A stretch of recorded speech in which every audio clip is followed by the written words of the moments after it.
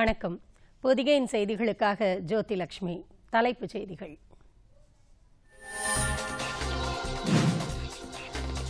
தேர்தல் தேதிகள் தொடர்பான தேர்தல் ஆணையத்தின் அறிவிப்பை குடியரசுத் தலைவரின் ஒப்புதலுக்கு அனுப்பி வைக்க பிரதமர் நரேந்திர மோடி தலைமையிலான அமைச்சரவைக் கூட்டத்தில் முடிவு.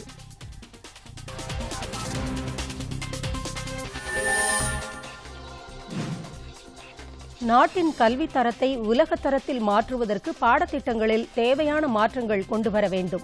குடியரசு துணைத் தலைவர் வெங்கையா நாயுடு.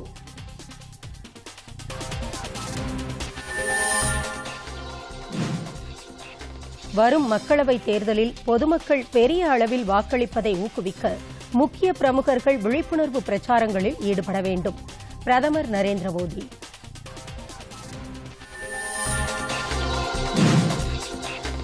தமிழகத்தில் ஊழலுக்கு எதிரான லோக் ஆயுக்தா அமைப்பை ஏற்படுத்துவதற்கான தேர்வுக்குழு கூட்டம் முதலமைச்சர் எடப்பாடி பழனிசாமி தலைமையில் சென்னையில் இன்று நடைபெற்றது.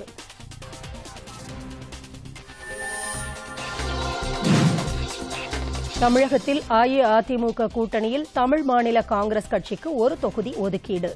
இரு கட்சிகளுக்கும் இடையே உடன்படிக்கை கையெழுத்து.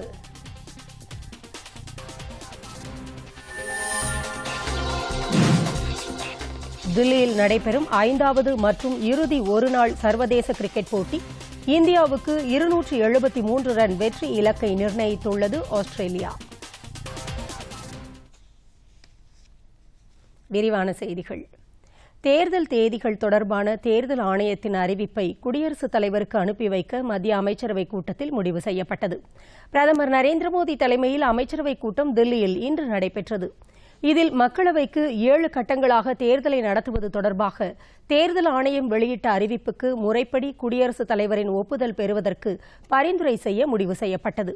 இதன் அடிப்படையில் ஏப்ரல் 11ஆம் தேதி நடைபெறும் முதல்கட்ட தேர்தலுக்கான அதிகாரப்பூர்வ அறிவிப்பு வரும் 18ஆம் தேதி வெளியிடப்படும். நாட்டின் கல்வித் தரத்தை உலகத் தரத்தில் மாற்றுவதற்கு பாடத்திட்டங்களில் தேவையான மாற்றங்கள் செய்யப்பட வேண்டும் என்று குடியரசு துணைத் தலைவர் வெங்கையா நாயுடு கூறியுள்ளார். சென்னையை அடுத்த ஆவடியில் உள்ள தனியார் பல்கலைக்கழகத்தில் இன்று நடைபெற்ற நிகழ்ச்சி ஒன்றில் கலந்து கொண்டு பேசிய அவர், இந்திய மக்கள் தொகையில் 65% பேர் 35 வயதிற்கு உட்பட்ட இளைஞர்கள் என்று குறிப்பிட்டார். உலகின் கல்வி மையமாக இந்தியா திகழ்வதாக கூறிய அவர், முன்பு உலகின் பல்வேறு நாடுகளிலிருந்து இந்தியாவுக்கு ஏராளமானோர் கல்வி கற்க வந்தனர் என்றும் மீண்டும் அதுபோன்ற சூழல் உருவாகி வருவதாகவும் குறிப்பிட்டார். இந்த தருணத்தில் மாறிவரும் சூழலுக்கு ஏற்ப கல்வியின் கட்டமைப்பை மறுசீரமைக்க வேண்டியது அவசியம் என்றும் அவர் கூறினார். புதிய தொழில்நுட்பங்களுக்கான மையமாக இந்தியா உருவெடுக்க வேண்டும் என்றும் நவீன தொழில்கள் மேற்கொள்ளப்படுவதற்கான சூழல்கள் உருவாக்கி தரப்பட வேண்டும் என்றும் அவர் வலியுறுத்தினார். The world and societies which are knowledge-centric and technology-driven will play an increasing role in the global economy. For us in India, this is the time to seize this opportunity and promote the culture of innovation and technology-based entrepreneurship. We have to stay ahead of the curve if we have to play a meaningful and important role in the 4th industrial revolution. தமிழகத்தில் ஒருநாள் பயணமாக இன்று சென்னை வந்த காங்கிரஸ் தலைவர் ராகுல் காந்தி சென்னை தேனாம்பேட்டை ராதாகிருஷ்ணன் சாலையில் உள்ள Stella Maurice பெண்கள் கல்லூரியில் மாணவிகளுடன் கலந்துரையாடினார். நாட்டில் வட மாநிலங்களை காட்டிலும் தென் மாநிலங்களின் பாலின சமத்துவத்தில் முன்னேற்றம் பெற்றுள்ளதாக அகில இந்திய காங்கிரஸ் தலைவர் ராகுல் காந்தி கூறியுள்ளார். இன்று சென்னை ஸ்டெல்லா மேரிஸ் கல்லூரியில் சவால்களை சமாளிப்போம் என்ற தலைப்பில் நடைபெற்ற மாணவிகளுடனான கலந்துரையாடல் நிகழ்ச்சியில் கலந்து கொண்டு பேசுகையில் அவர் இதை தெரிவித்தார். இந்த கலந்துரையாடல் நிகழ்ச்சியில் மாணவிகள் ராகுல் காந்தியிடம் பல்வேறு கேள்விகளை எழுப்பினர். குறிப்பாக ஐக்கிய முற்போக்கு கூட்டணி ஆட்சிக்கு வந்தால் எத்தகைய நடவடிக்கைகளை மேற்கொள்வீர்கள் என்ற கேள்விக்கு பதிலளித்த அவர், இளம் தொழில் முனைவோருக்கு வாய்ப்பளித்து வேலைவாய்ப்பை உருவாக்குவோம் என்று கூறினார்.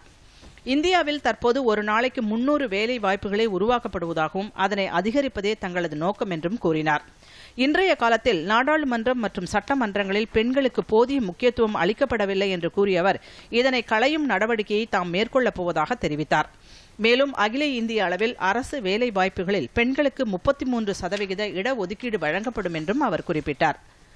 ராபர்ட் வதேரா மீதுள்ள வழக்குகள் குறித்த கேள்விக்கு பதிலளித்த அவர், சட்டம் அனைவருக்கும் சமம் என்றும் தனிப்பட்ட ஒருவருக்காக சட்டம் அல்ல என்றும் கூறினார். காஷ்மீர் விவகாரம் தொடர்பாக மாணவிகளின் கேள்விகளுக்கு பதிலளித்த அவர், உள்ளாட்சி அமைப்புகளை வலுப்படுத்தி உள்ளூர் மக்களுக்கு அதிகாரத்தை பகிர்ந்தளிப்பதன் மூலம் அந்த பகுதி மக்களின் துயரங்கள் நீக்கப்படும் என்றார்.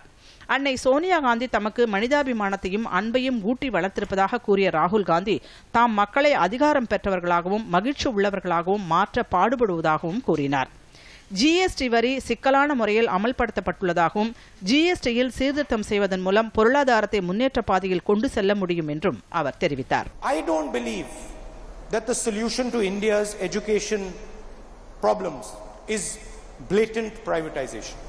So I believe, yes, there is a place for private institutions, but solid government funded government institutions also have their place, and they should be the standard bearers. So people should look, I mean, if you look at the IIT. பின்னர் சென்னை கிண்டியில் செய்தியாளர்களை சந்தித்த அவர், மத்தியில் காங்கிரஸ் ஆட்சிக்கு வந்தால் உற்பத்தி மாநிலமான தமிழகத்தில் வேலைவாய்ப்பை உருவாக்க முயற்சி செய்வோம் என்று கூறினார். அதிக வேலைவாய்ப்பை தரக்கூடிய சிறு குறு மற்றும் நடுத்தர தொழில்கள் தற்போது பாதிப்படைந்துள்ளதாகவும் அதனை முன்னேற்றுவதன் மூலம் வேலைவாய்ப்பை பெருக்க திட்டமிடப்பட்டுள்ளதாகவும் கூறினார்.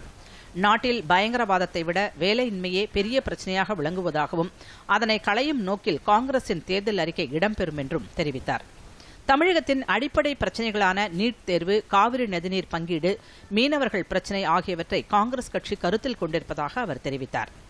உயர்கல்வியை பொறுத்தவரை மத்திய அரசின் கட்டுப்பாட்டில் இருப்பதே சரியானதாக இருக்கும் என்று கூறிய அவர், பெண்களுக்கு 33% இடஒதுக்கீடு சட்டத்தை நிறைவேற்றுவோம் என்றும் தெரிவித்தார். மேலும் தங்களது கட்சி ஆட்சிக்கு வந்தால் விவசாய கடன் தள்ளுபடி செய்யப்படும் என்றும், மத்திய பிரதேசம், ராஜஸ்தான் ஆகிய மாநிலங்களில் விவசாய கடன் தள்ளுபடி செய்யப்பட்டுள்ளதை சுட்டிக்காட்டினார். ராஜீவ்காந்தி கொலை வழக்கில் சிறையில் உள்ள 7 பேர் மீது தனக்கு தனிப்பட்ட கோபம் எதுவும் இல்லை என்றும், இதுகுறித்து உச்சநீதிமன்றம் ஏற்கனவே தனது முடிவை அறிவித்துவிட்டதாகவும் அவர் கூறினார். ரஃபேல் விமானங்களின் தரம் மற்றும் செயல்பாடு குறித்து சந்தேகங்கள் இல்லை என்று கூறிய ராகுல் காந்தி, பாதுகாப்புத்துறை மற்றும் பிரதமர் அலுவலகம் ஒரே நேரத்தில் ஒப்பந்த பேச்சுவார்த்தையில் ஈடுபட்டது தங்களது சந்தேகத்தை மேலும் வலுப்படுத்துவதாக உள்ளது என்றும் அவர் கூறினார். சமூக நல்லிணக்கமே காங்கிரஸ் கட்சியின் முக்கிய நோக்கம் என்றும், ரிசர்வ் வங்கி உள்ளிட்ட அரசு அமைப்புகளுக்கு காங்கிரஸ் உரிய மரியாதை அளிக்கும் என்றும் ராகுல் காந்தி தெரிவித்தார். We believe that without farmers, without agriculture, this country cannot be strong. One second. They do not believe that. So it is our intention to support farmers in whatever way we can. Where we can support them with a farm loan waiver, as in Chhattisgarh, Madhya Pradesh and Rajasthan, we will do that. Where we can support them by building cold chain, food processing plants, other infrastructure, we will do that. But we consider farmers to be central to India's development. That is the difference. இந்த செய்தியாளர் சந்திப்பின் போது Tamil Nadu Congress committee தலைவர் KS அழகிரி, முன்னாள் மத்திய அமைச்சர் ப. சிதம்பரம் உள்ளிட்ட மூத்த தலைவர்கள் கலந்து கொண்டனர். எத்தியோப்பியா விமான விபத்து எதிரொலியாக போயிங் 737 மேக்ஸ் ரக விமானங்களை இயக்க இந்தியாவிலும் தடை விதிக்கப்பட்டுள்ளது. எத்தியோப்பியா தலைநகரான அடிஸ் அபாபா நகரிலிருந்து கென்யா தலைநகர் நைரோபிக்கு சென்ற எத்தியோப்பியா ஏர்லைன்ஸ் விமானம் கடந்த சில நாட்களுக்கு முன் விழுந்து நொறுங்கியது. இதில் பயணித்த 8 இந்தியர்கள் உட்பட 157 பேரும் உயிரிழந்தனர். இதையடுத்து விபத்துக்குள்ளான போயிங் 737 மேக்ஸ் ரக விமானங்கள் இயக்க சீனா தடை விதித்தது. இதையடுத்து ஆஸ்திரேலியா, சிங்கப்பூர், மலேசியா, பிரிட்டன் ஆகிய நாடுகளை இந்த ரக விமானங்களும் இயக்க தடை விதித்தன. இந்நிலையில் இந்தியாவிலும் போயிங் 737 மேக்ஸ் ரக விமானங்களை இயக்க தடை விதித்து உள்நாட்டு விமான போக்குவரத்து ஜெனரல் முடிவு எடுத்துள்ளதாக மத்திய சிவில் விமான போக்குவரத்துத்துறை அமைச்சகம் தெரிவித்துள்ளது.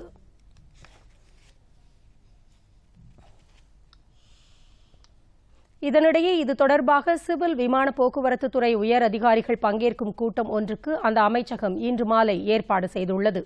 தற்போது ஏற்பட்டுள்ள சூழல் குறித்தும் இந்த விமானங்களுக்கு பதிலாக மாற்று ஏற்பாடுகள் செய்வது குறித்தும் இதில் ஆலோசனை நடத்தப்படும் என்று தகவல்கள் தெரிவிக்கின்றன. பொய்யான செய்திகளை தடுத்து மக்களுக்கு உண்மையை எடுத்துரைக்க அரசு ஊடகங்கள் முக்கிய பங்காற்றி வருவதாக பிரசார் பாரதி தலைமை செயல் அதிகாரி சசி சேகர் வேம்பட்டி கூறியுள்ளார். மும்பையில் இன்று நடைபெற்ற நிகழ்ச்சி ஒன்றில் கலந்து கொண்டு பேசிய அவர், தற்போது சமூக வலைதளங்களில் காலம் என்று குறிப்பிட்டார். இந்த சூழலில் வதந்திகளும் பொய் செய்திகளும் மிகப்பெரிய சவால்களை ஏற்படுத்தி வருவதாக அவர் தெரிவித்தார். இவற்றை எதிர்கொண்டு மக்களுக்கு உண்மை நிலையை திறம்பட எடுத்துரைக்கும் பணியை மேற்கொள்வதாகவும் அவர் கூறினார். தேர்தல் சூழலில் பிரசார் பாரதியின் பங்கு மிக முக்கியமானது என்றும் அவர் குறிப்பிட்டார். के बाद जो इस सेंचुरी के जनरेशन है ये पहली बार वोट डालने वाले हैं, तो हमें फर्स्ट टाइम वोटर्स यूथ पे बहुत ज़्यादा फोकस देना होगा। तो इसके लिए I think it's very important that public broadcaster does a series of engagements with first time voters and the youth, ensure people know how to register, verify that they're registered, they know where to vote, and on the voting day they make sure they and their family and friends vote. Rafale போர் விமான ஒப்பந்தம் தொடர்பாக தாக்கல் செய்யப்பட்டுள்ள சீராய்வு மனுக்கள் மீதான விசாரணையின் பிரமாண பத்திரங்களை தாக்கல் செய்ய விரும்புவதாக உச்சநீதிமன்றத்தில் மத்திய அரசு கூறியுள்ளது. இது தொடர்பாக அரசு தரப்பில் விடுக்கப்பட்ட கோரிக்கையை இன்று ஏற்றுக்கொண்ட உச்சநீதிமன்றம் விசாரணையை நாளைய தினத்திற்கு ஒத்திவைத்துள்ளது. இதற்கு முன்பு நடைபெற்ற விசாரணையின்போது மறுசீராய்வு மனுக்களை தள்ளுபடி செய்ய வேண்டும் என்று அரசு வழக்கறிஞர் வாதிட்டார். ரகசிய ஆவணங்களை வெளியிட்டது சட்டப்படி குற்றம் என்றும் முறையற்ற வகையில் பெறப்பட்ட ஆவணங்களின் அடிப்படையில் அந்த சீராய்வு மனுக்கள் தாக்கல் செய்யப்பட்டதாகவும் இது சட்டப்படி குற்றம் என்றும் அவர் கூறியிருந்தார். இந்த நிலையில் அரசு தரப்பில் தாக்கல் செய்யப்பட உள்ள பிரமாண பத்திரங்களில் கூடுதல் விவரங்கள் இடம்பெற்றிருக்கும் என்று எதிர்பார்க்கப்படுகிறது. நாடு முழுவதும் காவல்துறை தலைவர்களை நியமிப்பதற்கான கால வரம்பை மாற்றியமைத்து உச்சநீதிமன்றம் இன்று தீர்ப்பளித்துள்ளது. காவல்துறை அதிகாரிகளுக்கு 6 மாதம் பணிக்காலம் இருந்தாலும் பணி மூப்பு அடிப்படையில் அவர்களை காவல்துறை டிஜிபியாக நியமிக்கலாம் என்று உச்சநீதிமன்றம் உத்தரவிட்டுள்ளது. இந்த உத்தரவின் மூலம் காவல்துறை அதிகாரிகளுக்கு ஓய்வு பெற 6 மாத காலம் மட்டுமே இருப்பதால் டிஜிபி பதவி பறிபோகும் நிலை ஏற்படாது என்பது குறிப்பிடத்தக்கது. இதற்கு முன்பு 2 ஆண்டு பணிக்காலம் உள்ளவரையே டிஜிபியாக நியமிக்க வேண்டும் என்பது நடைமுறையில் இருந்தது. தமிழகம் உள்ளிட்ட சில மாநில அரசுகள் தொடர்ந்த வழக்கில் உச்சநீதிமன்றம் இந்த உத்தரவை பிறப்பித்துள்ளது. அதே சமயம் காவல்துறை தலைவர்களை யார் நியமிப்பது என்பது குறித்து உச்சநீதிமன்றம் குறிப்பிடுகையில் மாநில அரசு சுயமாக நியமிக்க முடியாது என்று கூறியுள்ளது.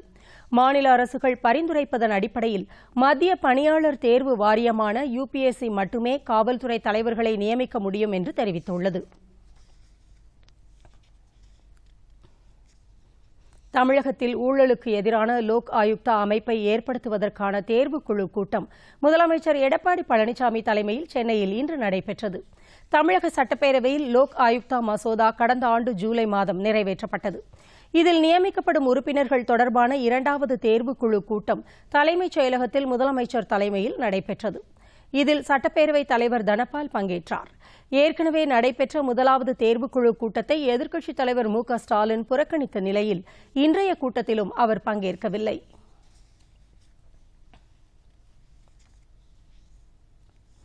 பொள்ளாச்சி பாலியல் வன்கொடுமை சம்பவம் தொடர்பாக தமிழக காவல்துறை தலைவருக்கு தேசிய மகளிர் ஆணையம் நோட்டீஸ் அனுப்பியுள்ளது. பொள்ளாச்சி பகுதியில் இளம் பெண்களை பாலியல் வன்கொடுமை செய்ததாக 7 பேர் மீது வழக்கு பதிவு செய்யப்பட்டுள்ளது. எதிர்க்கட்சிகள் தரப்பு மற்றும் இந்த சம்பவத்திற்கு எதிராக சமூக வலைதளங்களில் எழுந்த எதிர்ப்புகளை அடுத்து இந்த வழக்கினை CBCIDக்கு மாற்ற தமிழக காவல்துறை தலைவர் உத்தரவிட்டார். இதனிடையே இந்த வழக்கினை CBI விசாரணைக்கு மாற்ற தமிழக அரசு பரிந்துரை செய்திருப்பதாக நேற்று தகவல் வெளியானது. இந்நிலையில் பொள்ளாச்சி சம்பவம் தொடர்பாக தமிழக காவல்துறை தலைவருக்கு தேசிய மகளிர் ஆணையம் நோட்டீஸ் அனுப்பியுள்ளது. இச்சம்பவம் தொடர்பாக பல்வேறு தகவல்கள் வெளியாகி வரும் நிலையில் காவல்துறை இதுவரை எடுத்துள்ள நடவடிக்கைகள் என்ன என்பது குறித்து விரிவான அறிக்கை தாக்கல் செய்ய வேண்டும் என்று அந்த நோட்டீஸில் கூறப்பட்டுள்ளது. விதி மீறி பேனர்கள் வைக்கப்பட்ட விவகாரத்தில் அரசின் நடவடிக்கைகளுக்கு சென்னை உயர்நீதிமன்றம் அதிருப்தி தெரிவித்துள்ளது.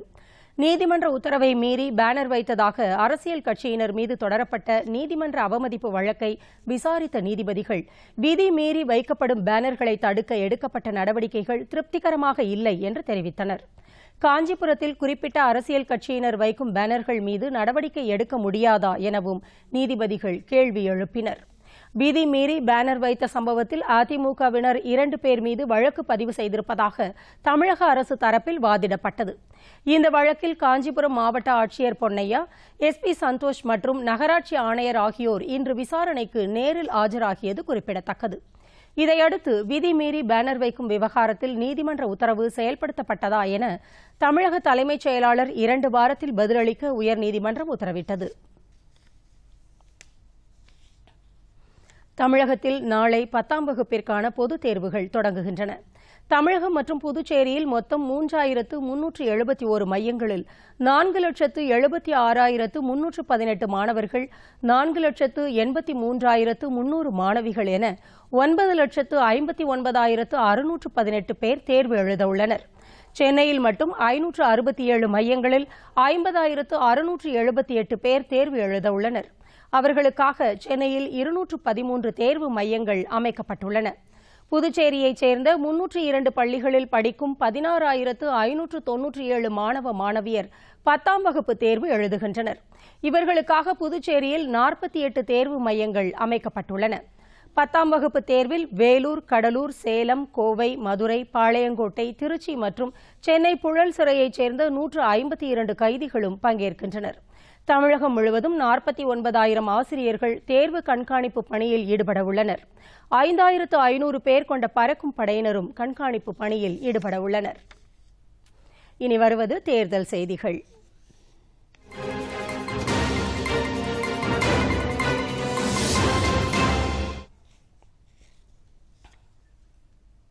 வரும் மக்களவைத் தேர்தலில் பொதுமக்கள் பெரிய அளவில் வாக்களிப்பதை ஊக்குவிக்க முக்கிய பிரமுகர்கள் விழிப்புணர்வு பிரச்சாரங்களில் ஈடுபட வேண்டும் என்று பிரதமர் நரேந்திர மோடி கோரிக்கை விடுத்துள்ளார்.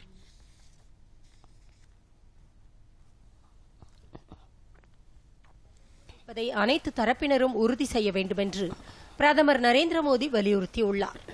டுவிட்டரில் இன்று இதனை தெரிவித்துள்ள அவர், நாளிதழ்கள் இதற்கான முயற்சிகளை முன்னெடுத்துச் சென்று மக்களிடையே போதிய விழிப்புணர்வை ஏற்படுத்த வேண்டும் என்று கேட்டுக் கொண்டிருக்கிறார். வாக்காளர்களிடையே வாக்களிப்பதன் விழிப்புணர்வை ஏற்படுத்துவதே வலுவான ஜனநாயகத்தின் திறவுகோல் என்று சுட்டிக்காட்டிய அவர், ஊடகங்கள் ஜனநாயகத்தில் இன்றியமையாத பங்காற்றுவதால் இதனை திறம்பட எடுத்துரைக்க வேண்டும் என்று கேட்டுக் கொண்டார். திரைப்பட நடிகர்களும் இளைஞர்களிடையே விழிப்புணர்வை ஏற்படுத்தி அனைவரையும் வாக்களிக்க செய்ய வேண்டும் என்றார். வாக்குகள் சக்தி வாய்ந்ததால் இது தொடர்பான விழிப்புணர்வின் அவசியத்தையும் பிரதமர் சுட்டிக்காட்டினார். ஊடக பிரபலங்களும் நாட்டு மக்களை வாக்களிக்க செய்வதில் முன்னோடியாக திகழ்ந்து தேசத்தை வலுப்படுத்த வேண்டும் என்று கேட்டுக் கொண்டார். விளையாட்டு வீரர்களும் 130 கோடி மக்களிடையே ஊக்கத்தை ஏற்படுத்தி வாக்களிப்பதன் அவசியத்தை எடுத்துரைத்து ஜனநாயகத்தை வெற்றியடைய செய்ய வேண்டும் என்று தெரிவித்தார். தேசிய மாணவர் படையினர், நாட்டு நலப் பணித்திட்ட மாணாக்கர், நேரு யுவகேந்திரா அமைப்பினர், பிரம்மகுமாரிகள் இயக்கத்தினர், RSS அமைப்பினர் உள்ளிட்டோரும் வாக்காளர்களிடையே வாக்களிப்பதன் விழிப்புணர்வை ஏற்படுத்தி ஜனநாயகத்தை வலுப்படுத்த உதவிட வேண்டும் என்றார். ராகுல் காந்தி, மம்தா பானர்ஜி உள்ளிட்ட அரசியல் தலைவர்களும் மக்களவைத் தேர்தலில் வாக்காளர்கள் அதிக அளவில் வாக்களிப்பதற்கான உத்வேகத்தை ஏற்படுத்தி ஜனநாயகத்தின் சிறப்பை மேம்படுத்த வேண்டும் என்று பிரதமர் கேட்டுக் கொண்டார். வாக்காளர்கள் வாக்காளர் பட்டியலில் தங்களது பெயரை விரைந்து இணைக்க வேண்டும் என்று அவர் வலியுறுத்தினார்.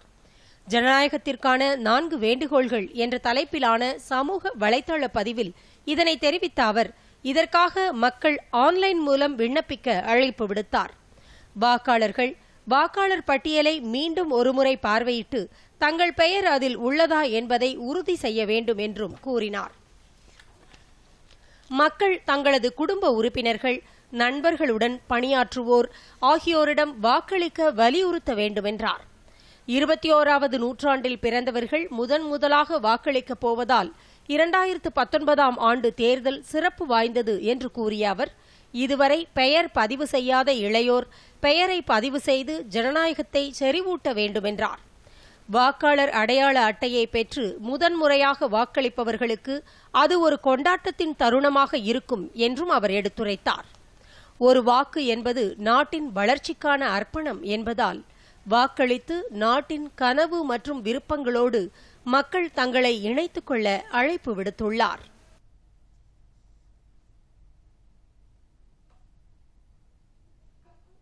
காங்கிரஸ் தலைமையிலான ஐக்கிய முற்போக்கு கூட்டணி கட்சிகளின் தேர்தல் பிரச்சாரக் கூட்டம் கன்னியாகுமரி மாவட்டம் நாகர்கோவிலில் இன்று நடைபெற்றது. இந்த கூட்டத்தில் பங்கேற்று கூட்டணி கட்சிகளுடனான தேர்தல் பிரச்சாரத்தை காங்கிரஸ் தலைவர் ராகுல் காந்தி துவக்கி வைத்தார்.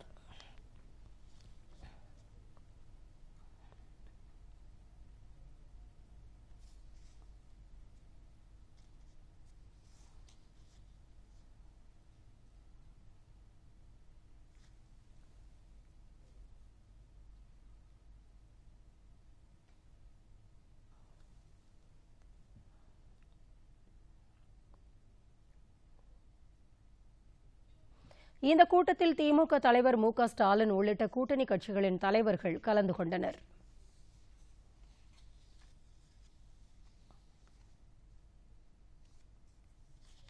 வரும் மக்களவைத் தேர்தலை எதிர்கொள்ள தமிழகத்தில் திமுக, காங்கிரஸ் கூட்டணி அமைத்துள்ளது. இந்த கூட்டணியில் மதிமுக, மார்க்சிஸ்ட் கம்யூனிஸ்ட் கட்சி, இந்திய கம்யூனிஸ்ட் கட்சி, விடுதலை சிறுத்தைகள், இந்திய யூனியன் முஸ்லீம் லீக், கொங்கு நாடு மக்கள் தேசிய கட்சி, இந்திய ஜனநாயக கட்சி ஆகியவை இடம்பெற்றுள்ளன. நாடாளுமன்ற தேர்தல் தொடர்பாக அனைத்து மாவட்ட ஆட்சியர்களுடன் தலைமை தேர்தல் அதிகாரி சத்யபிரதா சாஹூ இன்று மாலை ஆலோசனை நடத்தினார். மாலை 4 மணி முதல் 6 மணி வரை காணொலி காட்சி மூலமாக அனைத்து மாவட்ட ஆட்சியர்களுடன் ஆலோசனை நடைபெற்றது. நாடாளுமன்ற தேர்தலுக்கான தேதி அறிவிக்கப்பட்டதை அடுத்து அதற்கான பணிகளில் தேர்தல் ஆணையம் ஈடுபட்டுள்ளது. அதன் ஒரு பகுதியாக அங்கீகரிக்கப்பட்ட கட்சி நிர்வாகிகளுடன் தலைமை தேர்தல் அதிகாரி முன்னிலையில் நேற்று முன்தினம் ஆலோசனைக் கூட்டம் நடத்தப்பட்டது. இதையடுத்து இன்று மாலை அனைத்து மாவட்ட ஆட்சியர்களுடன் ஆலோசனை நடத்தப்பட்டது. தேர்தலின் போது மதுரை மாவட்டத்தில் சித்திரை திருவிழா நடக்கக்கூடிய காரணத்தால் மதுரை தொகுதியில் தேர்தலை தள்ளி வைக்க வேண்டும் என்று கோரிக்கைகள் எழுந்தன. மேலும் பல்வேறு கட்சிகள் சார்பிலும் இதுகுறித்து கோரிக்கைகள் வைக்கப்பட்டுள்ளன. எனவே இந்த ஆலோசனைக் கூட்டத்தில் இதுகுறித்து விவாதிக்கப்பட்டதாக தெரிகிறது. தமிழகத்தில் உள்ள அனைத்து மாவட்ட ஆட்சியர்களும் அந்தந்த மாவட்டத்தின் தேர்தல் அதிகாரிகளாக நியமிக்கப்பட்டுள்ளனர்.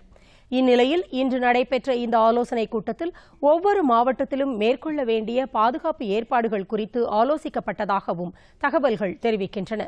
மேலும் பதற்றமான வாக்குச்சாவடிகளில் கூடுதலாக காவல்துறையினரை பணியமர்த்துவது, துணை ராணுவப் படையினரின் எண்ணிக்கையை அதிகரிப்பது உள்ளிட்டவை குறித்தும் விவாதிக்கப்பட்டதாக தெரிகிறது. மேலும் தேர்தல் பிரச்சாரத்தின் போது மேற்கொள்ள வேண்டிய பாதுகாப்பு ஏற்பாடுகள் குறித்தும் ஆலோசிக்கப்பட்டது. அஇஅதிமுக மற்றும் அதன் கூட்டணி கட்சித் தலைவர்கள் பங்கேற்கும் ஆலோசனைக் கூட்டம் இன்று மாலை சென்னையில் உள்ள அக்கட்சியின் தலைமை அலுவலகத்தில் தற்போது நடைபெற்று வருகிறது. எதிர்வரும் நாடாளுமன்ற தேர்தலில் அஇஅதிமுக, பிஜேபி, பாமக, தேமுதிக, தமாக உள்ளிட்ட கட்சிகள் கூட்டணி வைத்து போட்டியிடுகின்றன. இந்த கட்சிகள் போட்டியிடும் தொகுதிகள் எவை என்பது குறித்து தற்போது நடைபெற்று வரும் ஆலோசனைக் கூட்டத்தில் முடிவெடுக்கப்படும் என்று தெரிகிறது. அஇஅதிமுக ஒருங்கிணைப்பாளரும் துணை முதலமைச்சருமான ஓ பன்னீர்செல்வம், இணை ஒருங்கிணைப்பாளரும் முதலமைச்சருமான எடப்பாடி பழனிசாமி, பிஜேபியின் தமிழக பொறுப்பாளரும் மத்திய அமைச்சருமான பியூஷ் கோயல், பிஜேபி மாநில தலைவர் தமிழிசை சவுந்தரராஜன், பாமக, தேமுதிக, புதிய தமிழகம், புதிய நீதி கட்சி, தமாக உள்ளிட்ட கூட்டணி கட்சி நிர்வாகிகள் இக்கூட்டத்தில் பங்கேற்றுள்ளனர். இதனிடையே தமிழகத்தில் நடைபெறவுள்ள 18 சட்டமன்ற தொகுதிகளில் போட்டியிட விரும்பும் அஇஅதிமுகவினரிடமிருந்து விருப்ப மனுக்கள் இன்று பெறப்பட்டன. இன்று ஒரே நாளில் காலை முதல் அஇஅதிமுகவினர் பலர் விருப்ப மனுக்களை பெற்று இன்றே அதனை பூர்த்தி செய்து தலைமை அலுவலகத்தில் வழங்கினர். அஇஅதிமுகவுக்கும் தமிழ் மாநில காங்கிரஸ் கட்சிக்கும் இடையே தேர்தல் கூட்டணி ஒப்பந்தம் சென்னையில் இன்று கையெழுத்தானது. இதற்கான உடன்படிக்கையில் அஇஅதிமுக ஒருங்கிணைப்பாளரும் துணை முதலமைச்சருமான ஓ பன்னீர்செல்வம், கட்சியின் இணை ஒருங்கிணைப்பாளரும் முதலமைச்சருமான எடப்பாடி பழனிசாமி, தமாக தலைவர் ஜி.கே. வாசன் ஆகியோர் கையெழுத்திட்டனர். அதன்படி மக்களவைத் தேர்தலில் அஇஅதிமுக கூட்டணியில் தமாகவுக்கு ஒரு தொகுதி ஒதுக்கப்பட்டுள்ளது. காலியாக உள்ள 21 சட்டப்பேரவை தொகுதிகளுக்கான இடைத்தேர்தலில் தமிழ் மாநில காங்கிரஸ் கட்சி அஇஅதிமுகவுக்கு ஆதரவு அளிக்கும் என்று ஓ பன்னீர்செல்வம் தெரிவித்தார். மக்களவைத் தேர்தலில் போட்டியிட விருப்பம் தெரிவித்துள்ள தேமுதிகவினரிடம் அக்கட்சியின் தலைவர் விஜயகாந்த் இன்று நேர்காணல் நடத்தினார். வரும் மக்களவைத் தேர்தலில் அஇஅதிமுக தலைமையிலான கூட்டணியில் தேமுதிக இடம்பெற்றுள்ளது. இந்த கூட்டணியில் அக்கட்சிக்கு 4 இடங்கள் ஒதுக்கப்பட்டுள்ளன. எந்தெந்த தொகுதிகளில் தேமுதிக போட்டியிடும் என்ற அறிவிப்பு இதுவரை வெளியிடப்படவில்லை. எனினும் தேர்தலில் போட்டியிட விருப்ப மனு அளித்துள்ளவர்களிடம் தேமுதிக தலைவர் இன்று நேர்காணல் நடத்தினார். இதில் கட்சி நிர்வாகிகள் பலர் பங்கேற்றனர். மக்களவைத் தேர்தல் நடைபெறவுள்ள நிலையில் சிவகாசியில் அச்சக தொழில்துறையில் தேர்தல் தொடர்பான பணிகள் முன்பு போல் அதிக அளவில் இல்லை என அந்த தொழிலில் ஈடுபட்டோர் கூறுகின்றனர். பொதுவாக தேர்தல் அறிவிக்கப்பட்டாலே தமிழகத்தின் பல்வேறு பகுதிகளிலிருந்து சிவகாசி அச்சகங்களுக்கு ஏராளமான பணிகள் கிடைக்கும். பெரிய போஸ்டர்கள் அடிப்பது முதல் துண்டு பிரசுரங்கள் அடிப்பது வரை பல்வேறு பணிகளுக்காக அரசியல் கட்சிகள் சிவகாசி அச்சகங்களை அணுகுவது வாடிக்கை. சிவகாசியில் உள்ள சுமார் 1000 அச்சகங்களில் 60,000 பணியாளர்கள் உள்ளனர். முந்தைய காலகட்டங்களில் தேர்தல் அறிவிக்கப்பட்டால் இந்த அச்சகங்களுக்கு ஏராளமான வாய்ப்புகள் கிடைத்ததால் அச்சக உரிமையாளர்களுக்கு நல்ல லாபம் கிடைத்ததுடன் தொழிலாளர்களும் அதிக அளவில் பயனடைந்தனர். ஆனால் தற்போது சமூக ஊடகங்களின் தாக்கம் அதிகரித்துவிட்டதால் போஸ்டர்கள் மற்றும் துண்டு பிரசுரங்களின் பயன்பாடு பெருமளவு குறைந்துவிட்டதாக சிவகாசியில் உள்ள அச்சக உரிமையாளர்கள் தெரிவிக்கின்றனர். தற்போது முன்பை விட குறைந்த எண்ணிக்கையிலேயே தேர்தல் தொடர்பான அச்சுப்பணிகள் கிடைப்பதாக அவர்கள் கூறுகின்றனர். தேர்தல் தொடர்பான விழிப்புணர்வு நிகழ்ச்சி தருமபுரியில் இன்று நடைபெற்றது. தருமபுரி மாவட்ட ஆட்சியர் அலுவலகத்தில் மாவட்ட ஆட்சியர் மலர்விழி தலைமையில் நடைபெற்ற இந்த நிகழ்ச்சியில் நேர்மையான முறையில் மனசாட்சியுடன் வாக்களிக்க வேண்டும் என்பதை வலியுறுத்தி உறுதிமொழி ஏற்கப்பட்டது. பின்னர் செய்தியாளர்களிடம் பேசிய மாவட்ட ஆட்சியர் தேர்தல் நடத்தை விதிமுறைகள் அமலுக்கு வந்துள்ளதால் படைக்கலன்கள் வைத்துக் கொள்ளவும் அவற்றை எடுத்துச் செல்லவும் தடை அமலுக்கு வந்துள்ளதாக தெரிவித்தார். படைக்கலன் உரிமையாளர்கள் தங்களது துப்பாக்கிகளை அருகில் உள்ள காவல் நிலையத்தில் ஒப்படைத்து உரிய ஒப்புகைச் சீட்டை பெற்றுக் கொள்ளுமாறு அவர் கேட்டுக் கொண்டார்.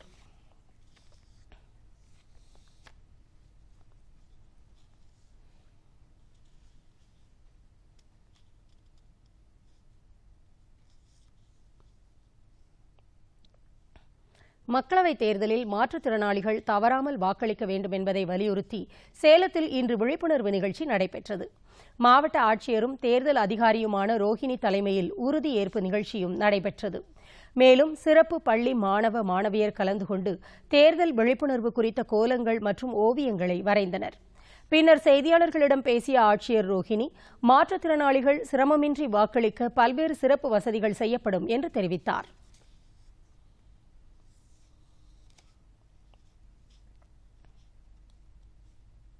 மக்களவைத் தேர்தலை முன்னிட்டு திருநெல்வேலி மாவட்டத்திலிருந்து தேனி மாவட்டத்திற்கு 670 வாக்குப்பதிவு எந்திரங்கள் பலத்த பாதுகாப்புடன் இன்று அனுப்பி வைக்கப்பட்டன. நெல்லை மாவட்டத்தில் தேவைக்கு அதிகமாக வாக்குப்பதிவு எந்திரங்கள் இருந்ததை அடுத்து கூடுதலாக உள்ள எந்திரங்களை தேனி மாவட்டத்திற்கு அனுப்ப தேர்தல் ஆணையம் உத்தரவிட்டது. இதையடுத்து 670 வாக்குப்பதிவு எந்திரங்கள், 500 கட்டுப்பாடு எந்திரங்கள், துப்பாக்கி ஏந்திய காவலர்கள் பாதுகாப்புடன் தேனி மாவட்ட ஆட்சியர் அலுவலகத்திற்கு அனுப்பி வைக்கப்பட்டன. இனி சில முக்கிய செய்திகளை விரைவு செய்திகளாக பார்ப்போம்.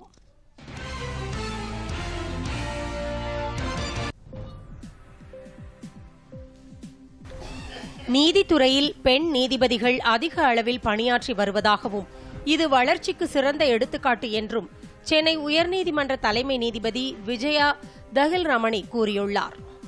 திருவண்ணாமலை மாவட்டம் செங்கத்தில் ஒருங்கிணைந்த நீதிமன்றம் மற்றும் நீதிபதிகள் குடியிருப்பு கட்டிடங்களை திறந்து வைத்து பேசிய அவர், வழக்குகளுக்கு விரைந்து தீர்வு கிடைக்க வழக்கறிஞர்கள் முழு ஈடுபாட்டுடன் செயல்பட வேண்டும் என்று கேட்டுக் கொண்டார். இந்த விழாவில் சென்னை உயர்நீதிமன்ற நீதிபதிகள் கிருஷ்ணகுமார், ராமதிலகம், மாவட்ட ஆட்சியர் கந்தசாமி உள்ளிட்டோர் கலந்து கொண்டனர். காஷ்மீரின் லடாக் பகுதியை யூனியன் பிரதேசமாக அறிவிக்க வேண்டும் என்று லடாக் பௌத்த அமைப்பு கோரிக்கை விடுத்துள்ளது. இந்த கோரிக்கையை வலியுறுத்தி லே பகுதியில் இன்று அந்த அமைப்பு பேரணி நடத்தியது. அதைத் தொடர்ந்து அனைத்துக் கட்சி கூட்டமும் அனைத்து மத அமைப்பினர் பங்கேற்ற கூட்டமும் நடைபெற்றது. இந்திய ராணுவம் குறித்து பாகிஸ்தானுக்கு உளவு பார்த்ததாக ஜெய்ப்பூரில் இளைஞர் ஒருவர் கைது செய்யப்பட்டார். ராஜஸ்தான் மாநிலம் ஜெய்ப்பூரைச் சேர்ந்த ஜீப் ஓட்டுநரான நவாப் கான் என்பவர் பாகிஸ்தான் எல்லைப்பகுதியில் சந்தேகத்திற்கு இடமாக சுற்றித் திரிந்ததாக கூறப்படுகிறது. அவரை கண்காணித்த உளவுத்துறை அதிகாரிகள் கைது செய்து விசாரித்தனர். பாகிஸ்தான் ISI அமைப்பிற்கு நவாப் கான் சங்கேத வார்த்தைகள் மூலம் இந்திய ராணுவம் குறித்த உளவு தகவல்களை வாட்ஸ்அப் மூலம் அனுப்பியது கண்டறியப்பட்டதாக அதிகாரிகள் தெரிவித்துள்ளனர். ஜம்மு காஷ்மீரின் கிறிஸ்ட்வார் மாவட்டத்தில் பிஜேபி பிரமுகர் அனில் பரிகார் மற்றும் அவரது சகோதரர் அஜித் பரிகார் கொல்லப்பட்டது தொடர்பாக தேசிய புலனாய்வு அமைப்பினர் அந்த பகுதியில் இன்று சோதனையில் ஈடுபட்டனர். இந்த கொலையில் அரசியல் தொடர்புகள் இருக்கலாம் என்று தேசிய புலனாய்வு அதிகாரிகள் சந்தேகம் தெரிவித்தனர். பிஜேபியின் மூத்த தலைவர் அனில் பாரிக்கரும் அவரது சகோதரரும் கடந்த ஆண்டு நவம்பர் மாதம் அடையாளம் தெரியாத நபர்களால் சுட்டுக் கொல்லப்பட்டனர். ராமேஸ்வரம் மீனவர்கள் இன்று முதல் 16ஆம் தேதி வரை 4 நாட்கள் மீன்பிடிக்கச் செல்ல தடை விதிக்கப்பட்டுள்ளது. ராமநாதபுரம் மாவட்டத்தில் உள்ள பெரும்பாலான மீனவர்கள் மற்றும் பொதுமக்கள் கச்சத்தீவு அந்தோணியார் ஆலய திருவிழாவுக்கு காலங்காலமாக சென்று வருகின்றனர். இந்த ஆண்டு வரும் 15, 16 ஆகிய தேதிகளில் நடைபெறும் திருவிழாவுக்கு ராமேஸ்வரம் உள்ளிட்ட அனைத்து பகுதிகளிலிருந்தும் ஏராளமானோர் படகுகளில் செல்கின்றனர். இதையடுத்து கச்சத்தீவு திருவிழாவிற்கு செல்வோரின் படகுகளை சோதனை செய்து ஆவணங்கள் சரிபார்ப்பு நடக்க உள்ளதால் இன்று முதல் ஞாயிற்றுக்கிழமை வரை மீன்பிடிக்க செல்ல தடை விதிக்கப்பட்டுள்ளது. விரிவான மண்டல பொருளாதார ஒத்துழைப்பு தொடர்பான ஆலோசனைக் கூட்டம் சென்னையில் இன்று நடைபெற்றது. வெளிநாட்டு வர்த்தக இயக்குநரகம் சார்பில் ஏற்பாடு செய்திருந்த இந்த நிகழ்ச்சியில் தமிழ்நாடு அரசின் தொழில்துறை முதன்மை செயலாளர் என் முருகானந்தம், வெளிநாட்டு வர்த்தக இயக்குநரகத்தின் கூடுதல் தலைமை இயக்குநர் கே சேகர் உள்ளிட்டோர் கலந்து கொண்டனர். இந்தியா ஆஸ்திரேலியா அணிகளுக்கு இடையேயான 5வது மற்றும் இறுதி ஒருநாள் கிரிக்கெட் போட்டியில் இந்தியா வெற்றி பெற 273 ரன் என்ற இலக்கை ஆஸ்திரேலியா நிர்ணயித்துள்ளது. தில்லியில் நடைபெற்று வரும் இப்போட்டியில் டாஸ் வென்ற ஆஸ்திரேலியா முதலில் பேட் செய்தது. நிர்ணயிக்கப்பட்ட 50 ஓவரில் அந்த அணி 9 விக்கெட் இழப்பிற்கு 272 ரன் எடுத்தது.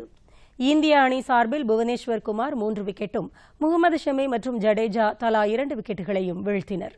இதைத் தொடர்ந்து 273 ரன் என்ற வெற்றி இலக்குடன் தற்போது இந்திய அணி விளையாடி வருகிறது.